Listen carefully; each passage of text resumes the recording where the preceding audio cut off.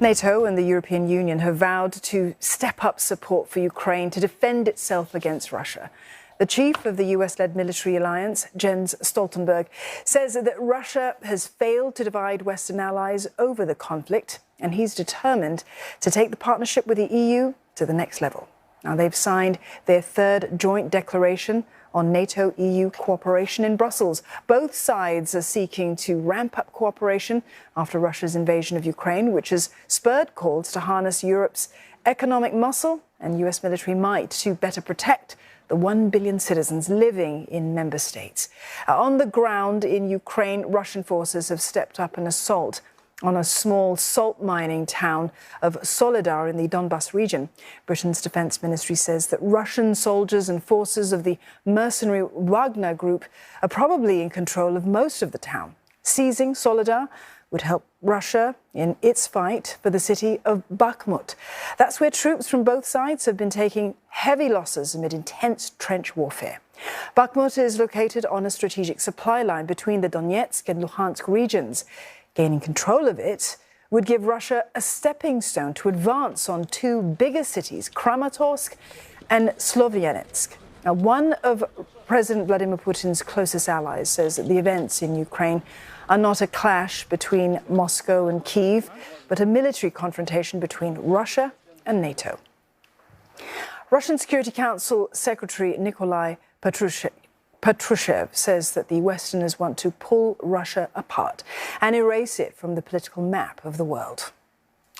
Rosie Bircher joins us live now from Brussels for more. Rosie, it's almost 1 year into this war in Ukraine. What do the EU and NATO have to say? Well, this new joint declaration was presented at a press conference here in Brussels. And in fact, that event really started with some reflections on that fateful morning, February 24th of 2022, the morning when everything changed for this continent, when Russia invaded Ukraine and all-out war returned to Europe. Now, NATO and the European Union have pledged in this new joint declaration to, on the one hand, continue to support Ukraine. They talk of unwavering support for Kyiv and for Ukraine's territorial integrity. And of course, they have been supporting Ukraine over this past year in a number of ways through military aid, so sending weapons, training soldiers, humanitarian aid, but also financial aid. And certainly on the EU side, there has been successive rounds of sanctions against Moscow in a bid to try and cripple the Kremlin's ability to keep financing this war. Now, on the other hand, in this joint declaration, the EU and NATO pledged to deepen their own cooperation, for example, in the fields of protecting critical infrastructure, but also trying to assess and respond to the impact on security of climate change. This year, since this war, since the Russian invasion of Ukraine, has been a year which has totally upended security order here in Europe and really reshaped and changed both of these organisations, the European Union and NATO. On the NATO side, that Western military alliance, we've seen NATO attracting new members, Finland and Sweden abandoning decades and in some cases centuries-long policies of military non-alignment, sometimes described as neutrality, to try and join NATO. And of course, that's really seen as a direct consequence of the Russian invasion of Ukraine. Remember, Finland shares a long border with Russia.